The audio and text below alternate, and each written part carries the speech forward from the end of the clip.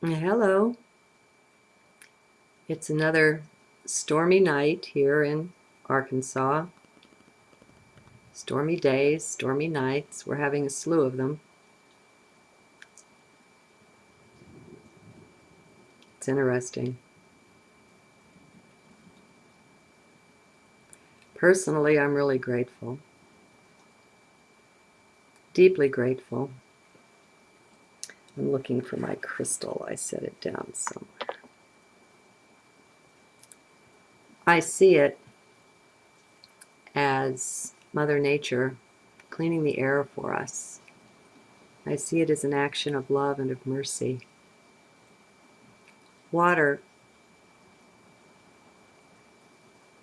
I don't have a word superlative or magnificent enough for what water is and what it does. To me, it's divinity itself expressed here in 3D. Majestic is not good enough. It's life, and it's life-giving, and it's miraculous. The way it keeps recirculating and recycling up into the clouds and down into the earth and into our bodies and down into the earth. And we don't have life here without water. I almost, in a funny way, hesitate to do a live recording anymore. I find I'm having a bit of difficulty when I go to do the text companion, the file for scribed. There's an energy that comes through the video that it's just challenging to try to put other words around. And I don't understand it or anything, but I kind of think maybe the quality of the text files going with the live videos isn't quite up to par or something. Maybe it is. I don't know. I don't know anything. And I'm content to be that way too. I want to relate a little something. Can you hear the storm back there in the background? I've got the mic set lower, so if I laugh or clear my throat, it doesn't make rude sounds. And I also have it set to filter the background. But rain is beautiful. If I'd had my wits about me, I would have taken off that filter background so that you could hear more of the rain in there. Okay, I wanted to share something that I don't know just what it is, but the way it's manifesting for me is that my spelling is going haywire. Not intentionally. I'm finding I can't spell things anymore. Now, as you may know, I have a good education, reasonably good. I mean, 200 years ago, my education would not, none of our educations would be up to par for what was once considered a good education. But for now, it'll do. And one of the degrees is in English. And I got it out of pure love of the language and of communication and just all of that. I mean, it's one of my things. It just lights my fires. And so spelling and words are important to me. And I find it very strange that I'm just not knowing how to spell things. And so I thought I'd mention it. What I think I might be noticing is less of a mental acuity and a sharpness in the 3D left brain. Again, I'm not sure why. My sense is that it's the incoming energy. The frequencies rising, the solar radiation, the solar wind, all of this that's coming in is very intense. And it would be amazing if it didn't affect us in some ways. So, I don't know. It could also be encroaching senility or something. Who knows? But anyway, for what it's worth, just in case it's reflected out there in you, it's always nice to know whatever it is isn't personal. And more I'm finding that nothing is personal. Heck, there are no persons out there when we get down to it. That's the part of us that's an illusion. Now, somebody sent me in an email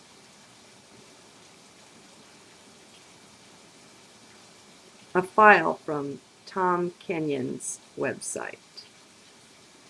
Now, I don't even know if I'm going to say this right. Hathor, a communication purportedly from the being or beings that are Hathors. I know next to nothing about this. I had heard of Tom Kenyon before. He works with sound. He's a sound healer. Now, in the last 24 hours, I was so impressed by the file. It just seemed, it wasn't very long, and it just seemed to make good sense. And it felt right. So I went out to the website, and I've downloaded half a dozen things and listened to them and read, half a dozen more. And at this point, I have to say, I'm cautiously really impressed. And so I wanted to mention it to you.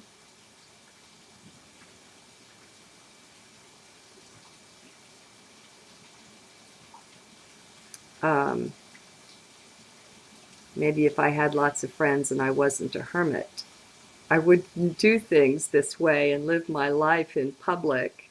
It's bizarre, the two sides of this coin, the hermit and the website with,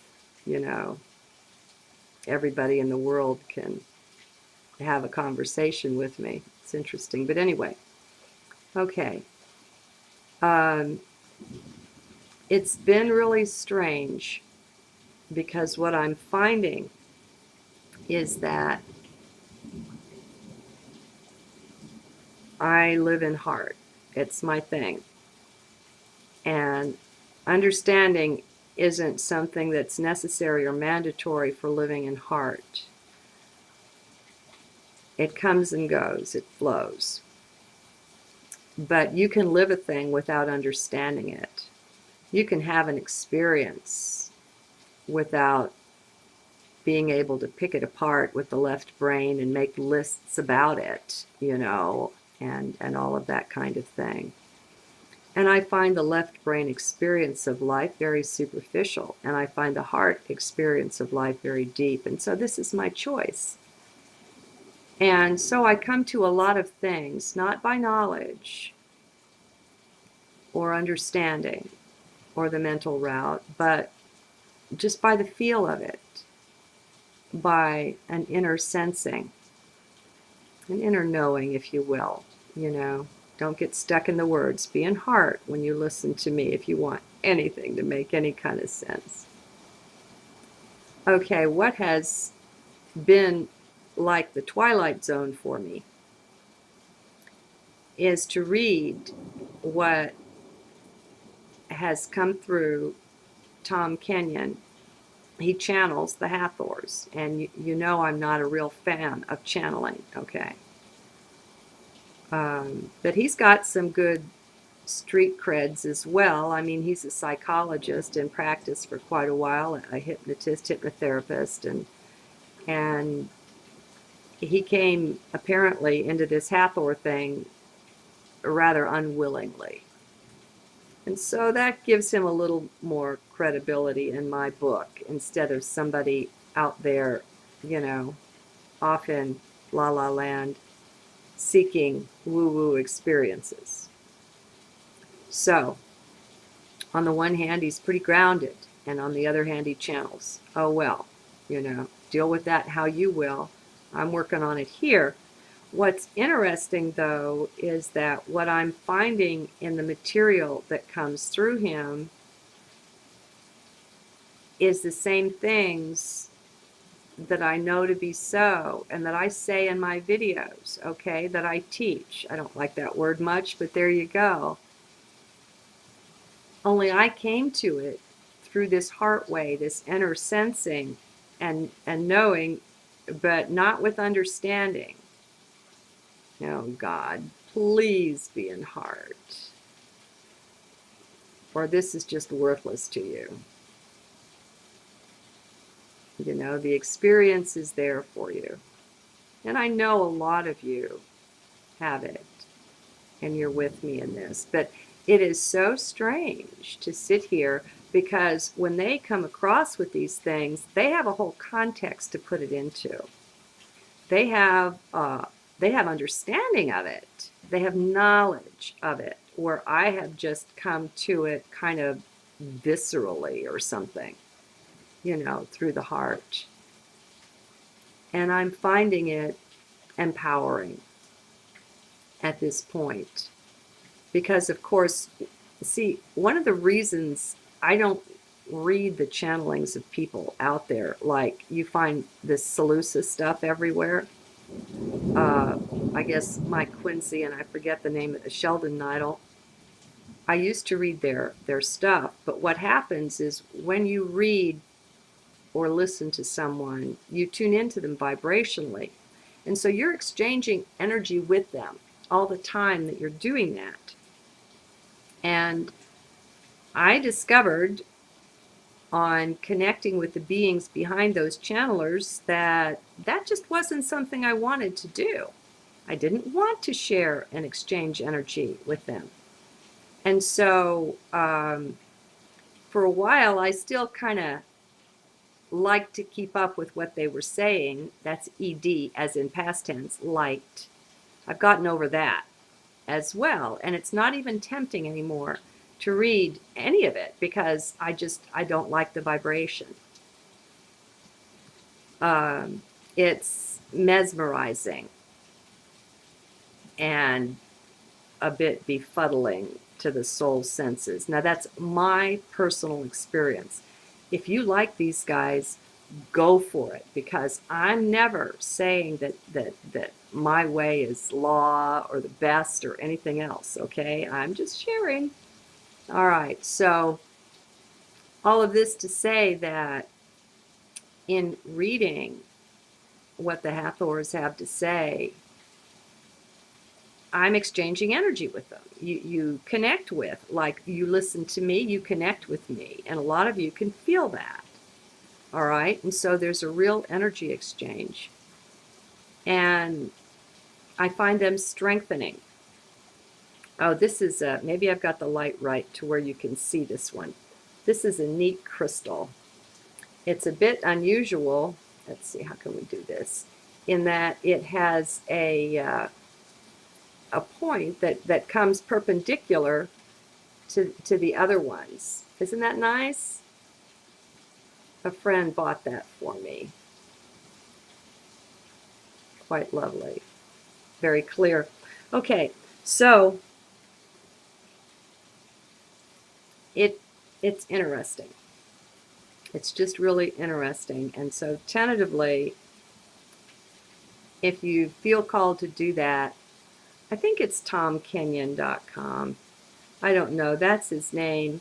You can go to Start Page and do a search on him and see. I'll check real quickly. Yeah, Tom Kenyon, KENYON.com. And he has a lot of files out there that he offers for sale. He's got books and files and some extensive work that he's done. And his sound files, he puts an awful lot of effort into them because they're layered track upon track upon track upon track. They're a bit bizarre when you're first exposed to them, but you know, don't write it off because of that. We've got a lot of bizarre stuff coming, friends. You know, it's time to be open and fearless in the presence of whatever, and not so quick to run. I found a lot of things that I was turning away from that, you know, there was maybe some fear underneath that. And that I just have a lot more strength and confidence now at being in heart and being able to establish the truth of things. At least my personal truth. What can I say? How it feels to me. All right. Now, he has a policy where he lets you use everything personally. He's got a, not everything, but he's got a pretty extensive list of files that he offers free for the download. He offers a lot of free things to read. I guess he's got a newsletter. Like I say, this is 24 hours I've been on this site, that's all. And not 24 hours solid. Anyway, but he wants to make it very clear that it's for your personal use only. And he zealously guards his copyright. And, you know, I respect him for that. It's one thing if someone offers things that are on or for the spiritual path and charges for them. I don't really find anything wrong with that if the person also has a lot of things that are free. I think the meat and the bulk and the important stuff that is offered, there shouldn't be a cost to it. I think it really should be available, especially in this time that we're in now. I think a lot more things should be free. But I also think it quite reasonable to say, okay, I make it free to you for your personal use, but don't go putting it in your videos. You know, don't go putting it, uploading it to the internet and sharing it with people. So that's really interesting. I've been a little bit casual about that kind of thing. And so I'm absorbing his understanding and his guarding of his copyright. So that's interesting too. We all make our own determinations. When we cross over, there's nobody there with us, you know. All the people that we interacted with and impacted during life, our mates, our kids, nobody's there with you. You've got to answer yourself for all the decisions that you made. And so if we're just adopting society's ways, or the ways we were taught in school, or the ways our parents or our gurus, teachers, the ways anybody taught us, a book, a video, whatever, if we're adopting ways that we didn't come up with, ways from outside of ourselves, that's not really beneficial because we're the ones that have to answer for all of this when we cross over. So I think it's important to run everything through your own heart and make your own choices and determinations. I think we've got to stop looking up to people that are outside of ourselves, to sources that are outside of ourselves. And I mean any and all of it. I'm talking radically here. I mean everything. It's a world of illusion in one sense. It's a world of pretty solid reality in another sense. It's both those at the same time. But if we can walk the middle of that, if we can do the teeter-totter thing and keep it balanced, there's an empowerment that resides at the point of balance that's truly awesome. And you find an internal integrity and a strength and a blossoming that's not possible in an unbalanced state. So it's very strange, though, you know. I speak from I don't know where or what. I higher self, I guess, is what speaks here, but there's a real unknowingness about it. And when this unknowingness connects up with the Hathors or other beings that come from a knowingness, it's disconcerting. It's different. Okay, and I'll postulate something here before I close. I don't know that it's true because I'm still too much in the midst of it. But maybe it reflects for you too, and that's that in order to get where I am, I had to let go of everything. In order to enter the heart, to fully and truly enter it, be loyal to it, live from there, it's a process. It's not a process of going out and learning things and taking things on and, you know, discovering things. And it's a process of letting go, of discovering all the things that you don't know, or the things that you thought that you knew that just aren't so, or that aren't always so. It's a process of discovering and uncovering all of the beliefs and all of the stuff that's underneath them. It's a deconstruction. Like I said, to get to where you're a person that loses checks, you know, you've let go of a lot. And one thing I know is that people's sense of what's important in their life is shifting. You can feel it. And you don't necessarily know how this is happening or what or why it is. But you can tell things that were once important aren't. Things are important now that weren't even on the radar before. And so there's a shifting that's going on. Well, we're morphing. We're morphing in all ways. We're being affected, not just physically, not just our DNA, but all of us, body, mind, soul, spirit, the mental body, the emotional body, the whole thing. And so I went around for a time as a know-nothing, and I'm still pretty much there. You know, I sing the praises of I don't know. I even abbreviate it IDK. I don't know. I say it so often. And I'm fine with it. But what I think may be happening now is that the necessary unplugging from the mental mind, the 3D mind, has been done so that I'm, as it were, plugging into something higher that takes up the duties of mind in a way. I don't know how to talk about it yet, but it seems like the capacity of mind is returning. And on the other hand, she can't spell. Go freaking figure. Oh, well, it doesn't matter. It really doesn't. We don't have to understand. Bottom line, it is what it is. Things are fine. Lift your vibration, your frequency. Find your bliss, find your joy, and live in that, be in that, stay in that. When you have idle moments, go into that. You're creating. You're creating your own future, and you're creating the future for your fellows.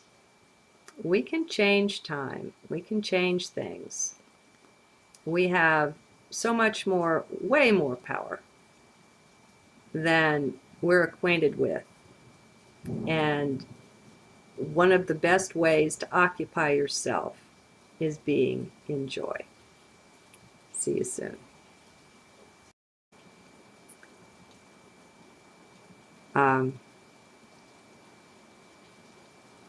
I almost, in a funny way, hesitate to do a live recording anymore. I find I'm having a bit of difficulty when I go to do the text companion, the file for scribed. There's an energy that comes through the video that it's just challenging to try to put other words around. And I don't understand it or anything, but I kind of think maybe hello. It's another stormy night here in Arkansas. Stormy days, stormy nights. We're having a slew of them. It's interesting. Personally, I'm really grateful. Deeply grateful. I'm looking for my crystal. I set it down somewhere. I see it as Mother Nature cleaning the air for us. I see it as an action of love and of mercy. Water, I don't have a word superlative or magnificent enough for what water is and what it does. To me, it's divinity itself expressed here in 3D. Majestic is not good enough. It's life, and it's life-giving, and it's miraculous. The way it keeps recirculating and recycling up into the clouds and down into the earth and into our bodies and down into the earth. And you know, we don't have life here without water. There. Okay, I wanted to share something that I don't know just what it is, but the way it's manifesting for me is that my spelling is going haywire. Not intentionally. I'm finding I can't spell things anymore. Now, as you may know, I have a good education, reasonably good. I mean, you know, 200 years ago, my education would not, none of our educations would be up to par for what was once considered a good education. But for now, it'll do. And one of the degrees is in English. And I got it. Quality of the text files going with the live videos isn't quite up to par or something. Maybe it is. I don't know.